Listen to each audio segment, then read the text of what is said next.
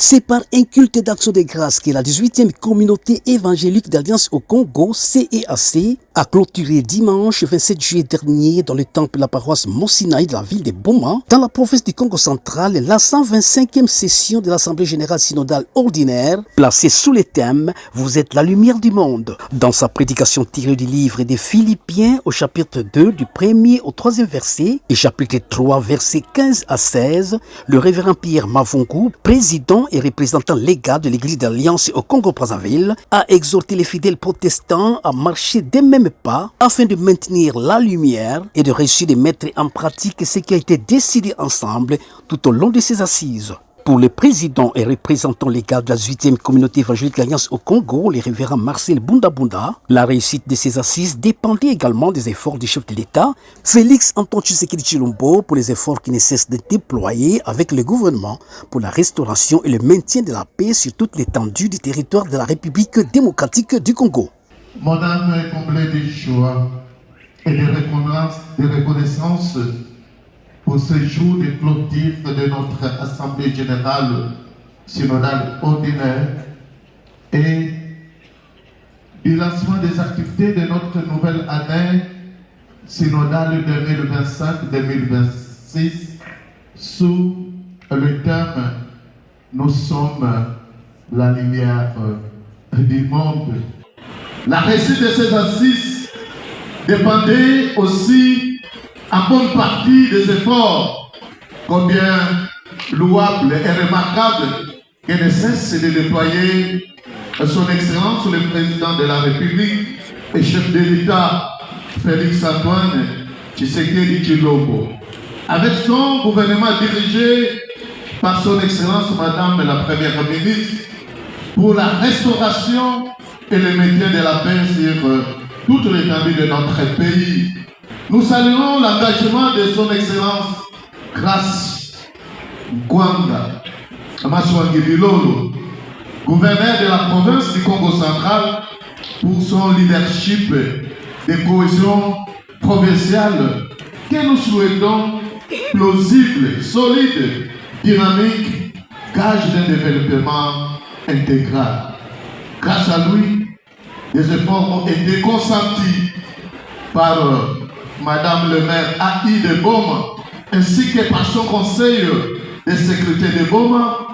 pour la prise des dispositions sécuritaires utiles au bon déroulement de ces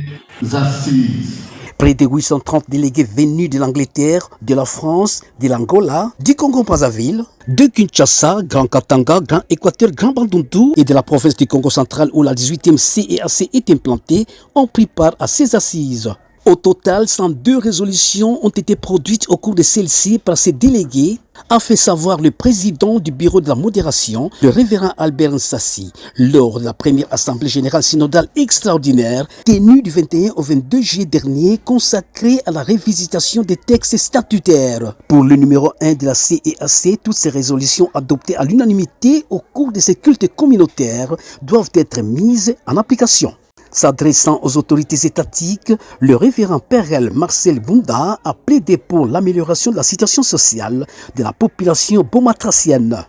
Chères autorités étatiques, permettez-moi d'ouvrir une parenthèse que j'aimerais aussi fermer rapidement. Vous êtes sans ignorer de la situation sociale avec des conséquences graves que traverse la ville de Boma, qui ne semble plus décoller comme avant. La situation du port demeure préoccupante et inquiétante. Par ailleurs, il nous faut une certaine créativité. Il y a besoin urgent d'accompagnement de cette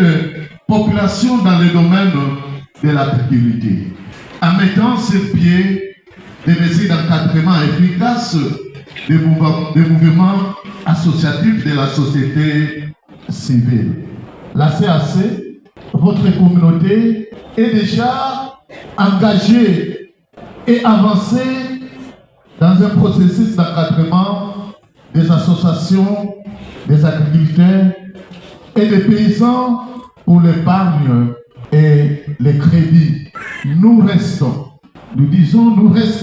disponibles pour vous accompagner dans cet ambitieux programme. De son côté, le président général des laïcs de la 8e CAC, le diacre Claude Mbumba Mabika, a reconnu que ces assises se sont clôturées en beauté. C'est pour moi un privilège et un agréable devoir de prendre la parole à ce culte communautaire marquant la clôture de la 125e session ordinaire de l'Assemblée générale synodale qui s'est clôturée en beauté, en douceur et de façon très apaisée selon les vœux que nous avons tous exprimés à notre Dieu au début de ces assises. Nous pouvons attester avec certitude qu'au-delà de nos tractations, nos positionnements, nos stratégies humaines, Dieu était à l'œuvre. En sa qualité d'ambassadeur de la paix, Claude Mbumba a par la suite remis au nom de l'Église une œuvre d'art symbolisant la paix au premier pasteur de la communauté, le révérend Marcel Bunda Bunda, pour la paix, l'unité et la cohésion qui règnent au sein de la CEAC. Présente à ces cultes, Madame le maire de la ville portière de Boma, Maître Claudel Pembakiadi, a pour sa part salué le travail de titan que le délégué à la 125e session de l'Assemblée générale synodale ordinaire de la CEAC ont abattu pendant un laps de temps. C'est un travail de titan que vous avez eu à abattre dans seulement un laps de temps. La tâche n'a certes pas été facile, mais vous avez tenu car il s'agit de l'œuvre de Dieu et que lui-même a été au centre de tout. Voilà pourquoi je profite de l'occasion pour féliciter et encourager tous les participants aux assises pour le sérieux dont ils ont fait montre tout au long de cette assemblée.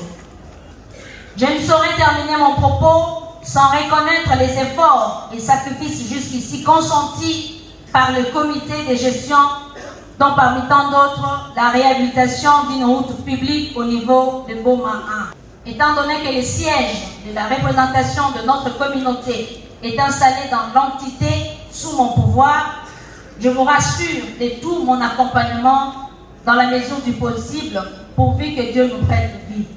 Il est de signaler que le révérend Marcel Bunda a aussi remercié l'évangéliste itinérant Néron Bungu, fils de la CEAC, ainsi que d'autres autorités pour leur assistance financière dans l'organisation de ces assises qui ont également été une occasion pour l'ancien vice-gouverneur de la ville de Kinshasa, Néron Bungu, de remettre un don de 300 pièces d'épargne aux veuves des pasteurs et épouses des pasteurs de l'APMF, appui à la pastorale à milieu économiquement faible, une structure créée par les comités de gestion en place, piloté par le révérend Marcel Bunda Bunda. Les lampions de la 125e session de l'Assemblée générale synodale ordinaire de la CEAC se sont éteints dans une ambiance de fête.